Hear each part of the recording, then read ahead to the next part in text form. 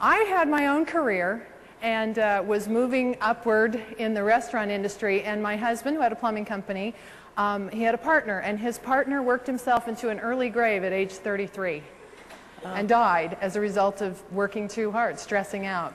And it was awful, but at that point I did one of the dumbest things I've ever done. I turned to my husband and I said, "I'm a smart chick.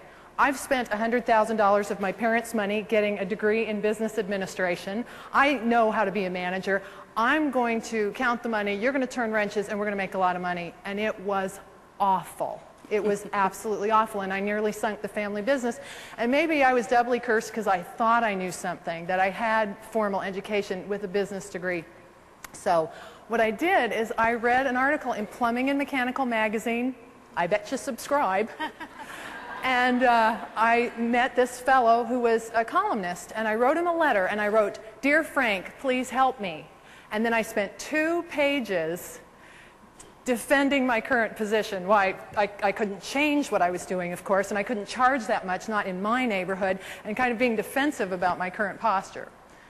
It's typical. We reach for help and then can't do anything about it.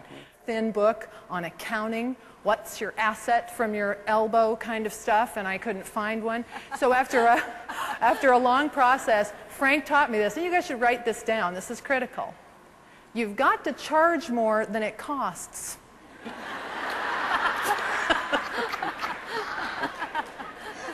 Yeah, and if you're not keeping score, you don't know.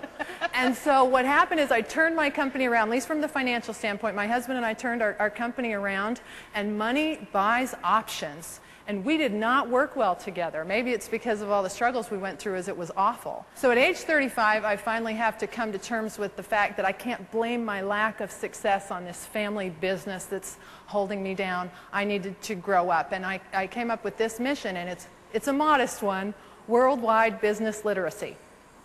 And so I set out to help people understand what their financial reports are telling them. And here's the really good news: it's easy. It's just that nobody taught you this, or if they did, it was so dull and dry that you gave up. So I teach business basics. I'm here to help people make more money and have more fun.